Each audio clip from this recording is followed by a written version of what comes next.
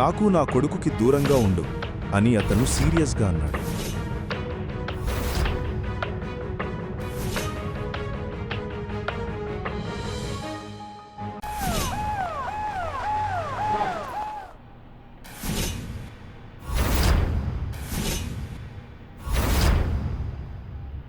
సమీరా, సమీరా, నా మాటలు వినిపిస్తున్నాయా? నువ్వు తల్లి కాబోతున్నావు అని డాక్టర్ చెప్తుంది. డాక్టర్ మాటలు విన్న సమీరాకు తను ప్రెగ్నెంట్ ఎలా అయిందో అర్థం కాలేదు. పెళ్ళై 24 గంటలు కూడా గడవలేదు. మిస్టర్ గోపాల్, మీరిద్దరి టెన్షన్ నాకు అర్థమవుతుంది. కానీ ఇప్పుడు ఏం చేయలేము. తనకి ఇప్పుడు 4th మంత్ కాబట్టి అబార్షన్ కూడా చేయలేమని డాక్టర్ చెప్తుంది.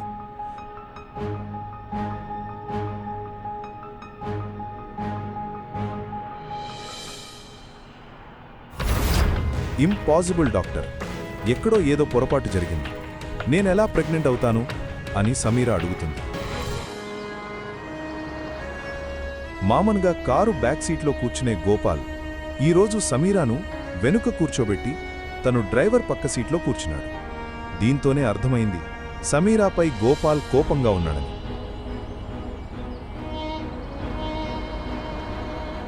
ఈరోజు పెళ్లి కాకుండానే తల్లై సమీరా తన తండ్రికి అతిపెద్ద బాధను మిగిల్చింది. సమీరా తన తల్లి చనిపోయినప్పుడు కూడా ఇంత బాధపడి ఉండదు.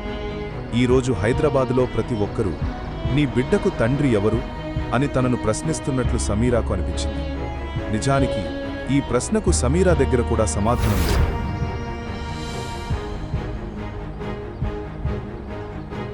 గోపాల్ హౌస్ బ్రిటిష్ కాలం నాటి ఇల్లు. అధికారులు ఇక్కడికి సెలవులకు వచ్చేవారని చెబుతారు. కానీ సరైన నిర్వహణ లేకపోవడంతో పాడైపోయినట్లుగా కనిపిస్తుంది. సమీరా బలహీనమైన శరీరంతో భారంగా అడుగులు వేస్తూ గోపాల్ వెనుక ఇంటి లోపలికి అడుగుపెట్టింది. తల్లి లేని సమీరాకు ఈరోజు తన తండ్రి గోపాల్ సపోర్ట్ చాలా అవసరం. ఇన్నాళ్లకు మన జీవితాలు బాగు చేసుకోవడానికి ఒక ఛాన్స్ వచ్చిందనుకున్నా. నీకు లక్కుందనుకున్నా. ఎందుకంటే నీ పెళ్లి రావుగారి కుటుంబంలోని ఏకైక వారసుడు సంజయ్తో జరిగిందని గోపాల్ అరుస్తాడు. Do you know how powerful he is? ఈ సిటీలోనే పవర్ఫుల్ కుటుంబం. మనకున్న అప్పులు, కోర్టు కేసులు అన్నింటి నుంచి వాళ్ళు మనల్ని బయటపడేశారు. కానీ పెళ్లైన 24 గంటల్లోనే నువ్వు మన బతుకులను మళ్లీ నరకంలోకి నెట్టేశావని గట్టిగా అరుస్తాడు. ఇప్పుడు నువ్వు చేసిన ఘనకార్యం గురించి వాళ్లకు తెలిస్తే ఏమవుతుందో కూడా తెలీదు. మరి నీ చెల్లి వాసుకి, ఆమెనింక ఎవరు పెళ్లి చేసుకుంటారు?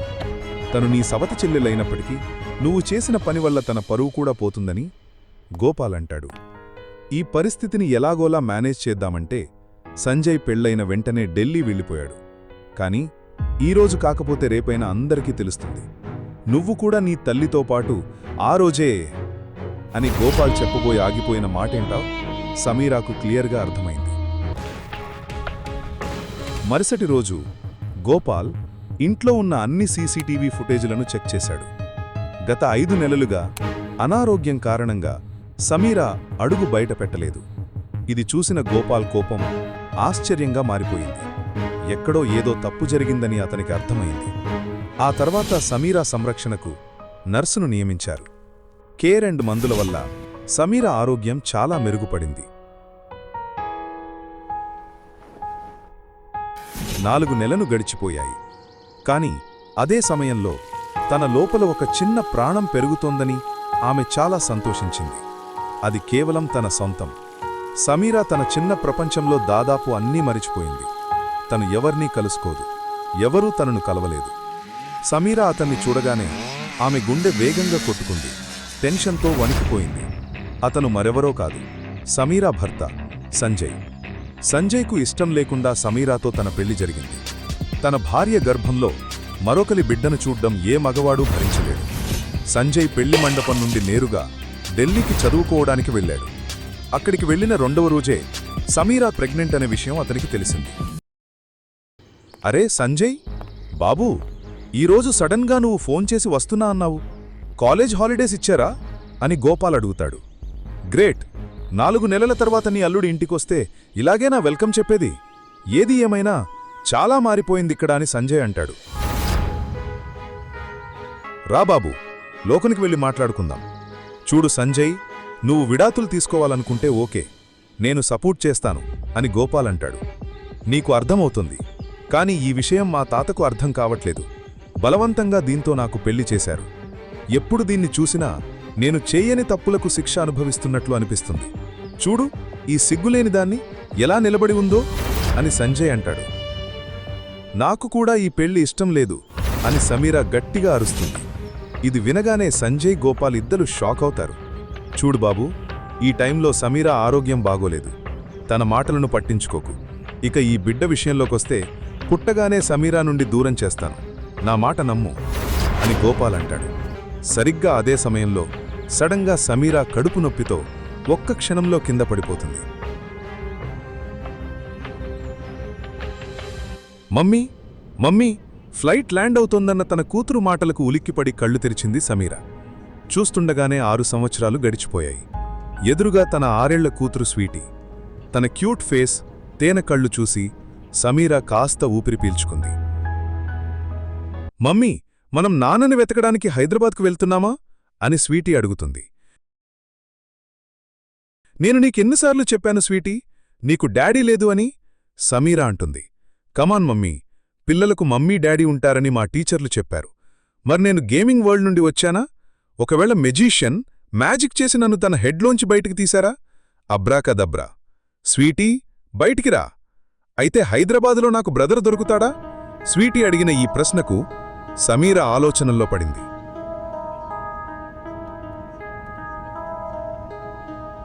6 సంవత్సరాల క్రితం హైదరాబాదులోని హాస్పిటల్లో తనకు కవల పిల్లలు పుట్టారు. సమీరా తండ్రి గోపాల్ ఎత్తు ఉన్న ఒక వ్యక్తి తన నుండి తన 2 పిల్లల్ని లాక్కోవడానికి ప్రయత్నించాడు.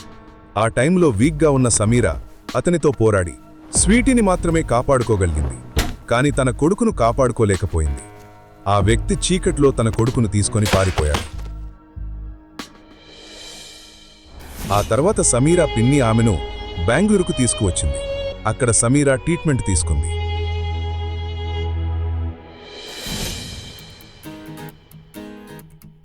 ఈ 6 సంవత్సరాలలో సమీరా పూర్తిగా మారిపోయింది.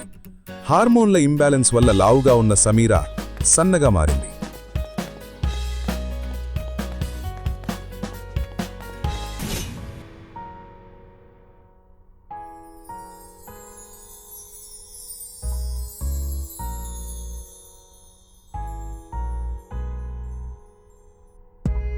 ఎంత అందంగా ఉన్నావు నువ్వు, బెంగళూరులో జనం నీ అందానికి మైమర్చిపోతారు అని తన పిన్ని అంటుంది. ఫ్లైట్ అటెండెంట్సు, ప్యాసింజర్సు అందరూ సమీరాను తదేకంగా చూస్తున్నారు. ఎందుకు చూడరు? షిఫాన్ చీరలో సమీరా సినిమా హీరోయిన్లా మెరిసిపోతోంది. ఎక్స్క్యూజ్ మీ మ్యామ్, నేను మీకేదైనా తీసుకురావాలా అని అటెండెంట్ అడిగాడు.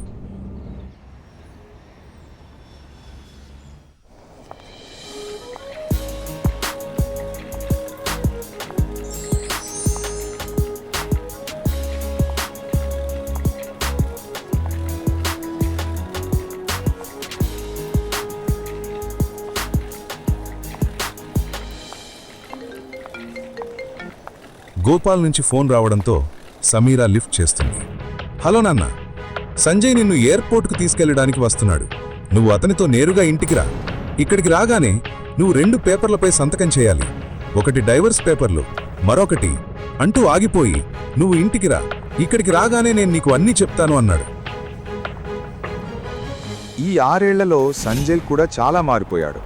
ఇప్పుడు అతను కాలేజీ స్టూడెంట్ కాదు, ఒక బిజినెస్ మ్యాన్. ప్రపంచంలో ఎవరు కూడా డైవర్స్ తీసుకుంటుంటే ఇంత హ్యాపీగా ఉండి ఉండరు. ఎలాగైనా ఈరోజు విడాకుల పేపర్పై సంతకం చేయించుకోవాలి అని సంజయ్ అంటాడు. మీరు టెన్షన్ పడకండి సార్, ఈరోజు నేను పొద్దున్నే గుడికెళ్ళి దేవుణ్ణి దర్శనం చేసుకుని కోరుకున్నాను. ఈరోజు మీ ప్రతి కోరిక తీరుతుంది. మీరు టెన్షన్ పడకండి, ఈరోజు మీ పని ఖచ్చితంగా పూర్తవుతుందని డ్రైవర్ చెబుతాడు. ఓకే విను, దాన్ని చూస్తేనే నా మూడ్ ఖరాబ్ అవుతుంది. సెలబ్రేట్ చేసుకోవాల్సిన ఈ రోజు కూడా నా మూడ్ పాడు చేసుకోవడం నాకు ఇష్టం లేదు. ఒక పని చెయ్యి, నేను ఇటు తిరిగి నిల్చుంటాను, కార్డు నీ చేతిలో పట్టుకుని నిల్చో. కార్డు మీద పేరు చూసి అదే నీ దగ్గరికి వస్తుందని సంజయ్ అంటాడు. సంజయ్ ఎయిర్పోర్ట్ నుండి బయటకు వస్తున్న అందమైన అమ్మాయిని చూస్తాడు. అతను అలా చూస్తూనే ఉండిపోయాడు. ఇక టైం వేస్ట్ చేయకుండా సంజయ్ ఆమె ముందు నిలబడ్డాడు. సమీరా ఒక్క క్షణం భయపడింది. గతంలో లాగే సంజయ్ మళ్ళీ తనను అవమానిస్తాడేమోనని అనుకుంది. అలా చేస్తే సమీరా సంజయ్ చెంప పగలగొట్టాలని అనుకుంది. కానీ తన కూతురు స్వీటీ ముందు ఇదంతా వద్దనిపించింది. హాయ్ మిస్ గార్జియస్, మీరు హైదరాబాదుకు ఫస్ట్ టైం వస్తున్నారా? ఎందుకంటే ఇంత అందాన్ని ఇంతకుముందు నేనిప్పుడు ఇక్కడ చూడలేదు అని సంజయ్ అంటాడు. టాక్సీని పిలుస్తోంది సమీరా. టాక్సీ ఎందుకు? నేను మిమ్మల్ని నా కారులో డ్రాప్ చేస్తాను.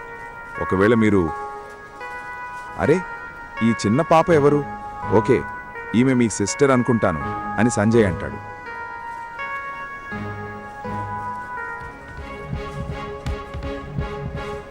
టాక్సీ అంటూ మరోసారి పిలుస్తోంది సమీర. టాక్సీ అక్కడి నుండి వెళ్ళిపోతుండగా సంజయ్ ఆపుతాడు.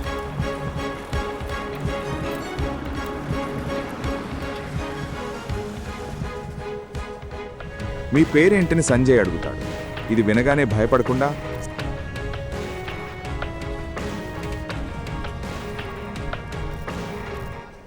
సమీరా అంది. సమీరా